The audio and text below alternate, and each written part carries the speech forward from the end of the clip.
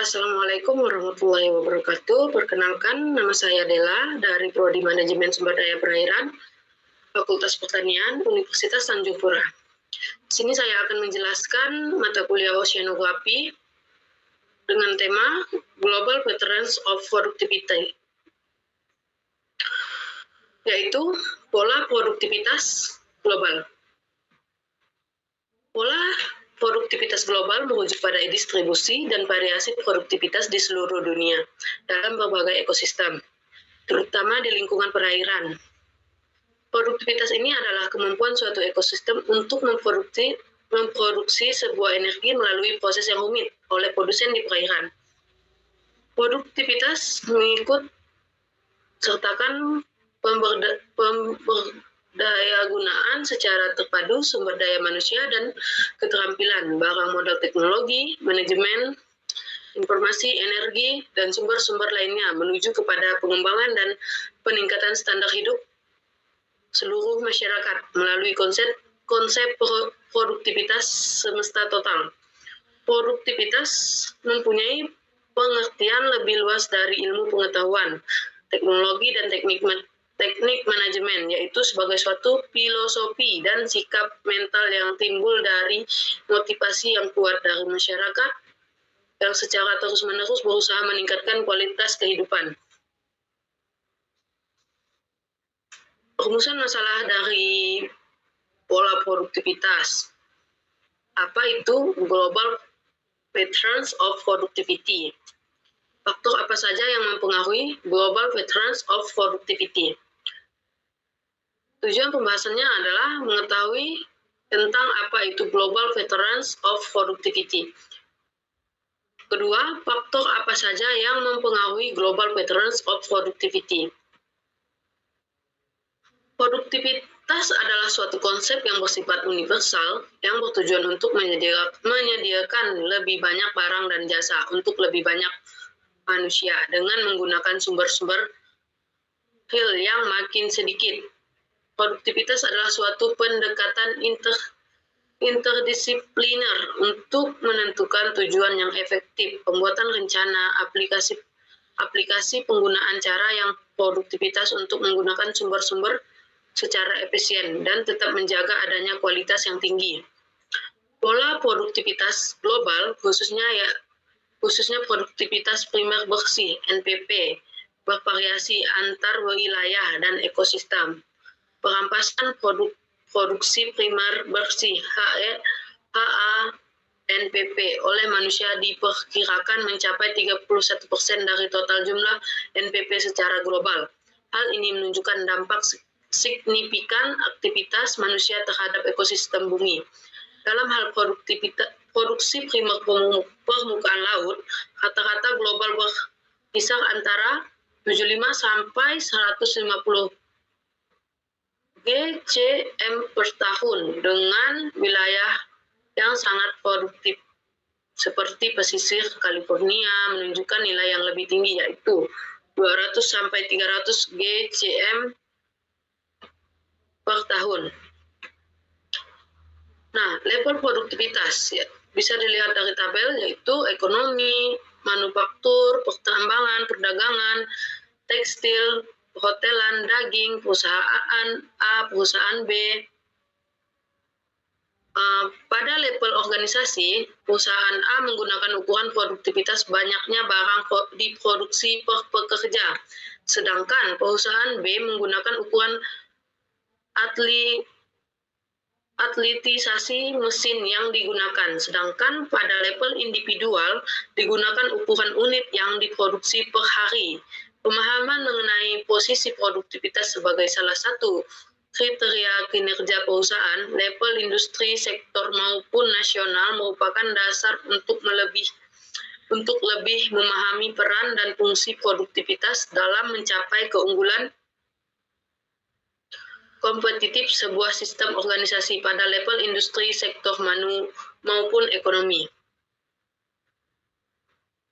Gambar ini adalah sebaran kata musim dari NPP dan CHLA berdasarkan tampilan bujur. Yang ini Profil NPP dan CHLA musiman tampilan bujur. Faktor-faktor yang mempengaruhi produktivitas itu sikap kerja seperti kesediaan untuk bekerja secara bergilir atau shift work, dapat menerima tambahan tugas dan bekerja sama dalam satu tim. Tingkat keterampilan yang ditentukan oleh pendidikan, latihan dalam manajemen supervisor, serta keterampilan dalam teknik industrial. Hubungan antara tenaga kerja dan pimpinan organisasi yang tercermin dalam usaha bersama antara pimpinan organisasi dan tenaga kerja untuk meningkatkan produktivitas melalui lingkaran pengawasan mutu, yaitu quality control kill loss dan panitia mengenai kerja unggul. Masih ada manajemen produktivitas, yaitu manajemen yang efisien mengenai sumber dan sistem kerja untuk mencapai peningkatan produktivitas. Efisien tenaga kerja seperti perencanaan tenaga kerja dan tambahan tugas. Kewirausahaan yang tercermin dalam pengambilan risiko, kreativitas dalam berusaha, dan berada dalam jalur yang benar dalam berusaha. Ada 5 cara meningkatkan produktivitas. Yang pertama, menerapkan program reduksi biaya, berarti dalam menghasilkan output dengan kuantitas yang sama. Kita menggunakan input dalam jumlah yang lebih sedikit, jadi peningkatan produktivitas melalui program reduksi biaya berarti output yang tetap dibagi dengan input yang lebih sedikit. Yang kedua, mengelola pertumbuhan peningkatan produktivitas. Dengan cara mengelola pertumbuhan berarti kita meningkatkan output dalam kualitas yang lebih besar melalui peningkatan penggunaan input dalam kuantitas yang lebih kecil, artinya output meningkat lebih banyak sedangkan input meningkat lebih sedikit. Yang ketiga, bekerja lebih tangkas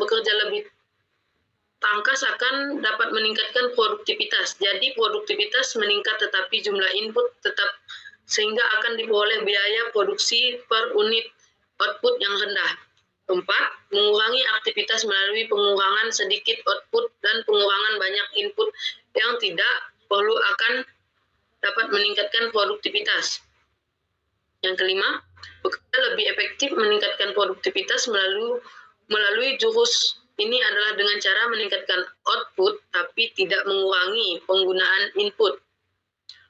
Produktivitas kerja yang tinggi atau cenderung meningkat sangat penting bagi perusahaan. Karena dengan meningkatnya produktivitas kerja karyawan, maka efisien dan efektivitas perusahaan akan meningkat. Aspek-aspek yang terkait dengan pola produktivitas global di perairan. Yang pertama, perikanan.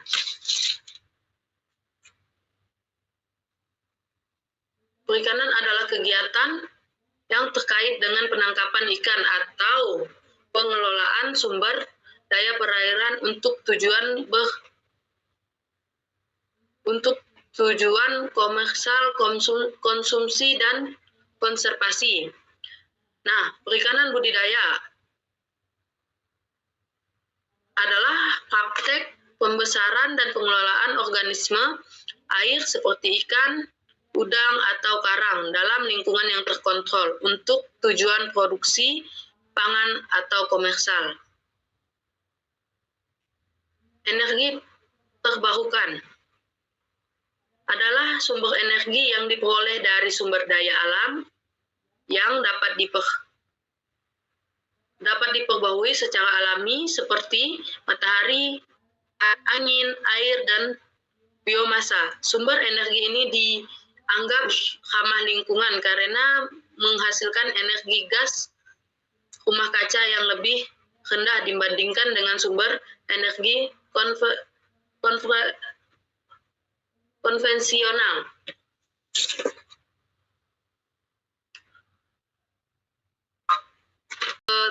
Keempat, hidrografis mengacu pada fitur atau karakteristik yang terkait dengan air atau sistem air, termasuk sungai, danau, saluran air, dan bentuk-bentuk lahan yang dipengaruhi oleh air. Istilah hidrografi dalam ilmu geografi dapat merujuk pada asli visual dari sistem air di suatu wilayah.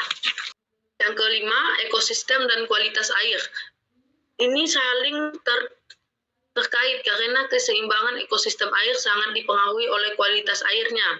Kualitas air yang baik mendukung berkelanjutan ekosistem air, memungkinkan kelangsungan hidup organisme akuatik serta mempengaruhi flora dan fauna yang terlibat dalam siklus ekosistem.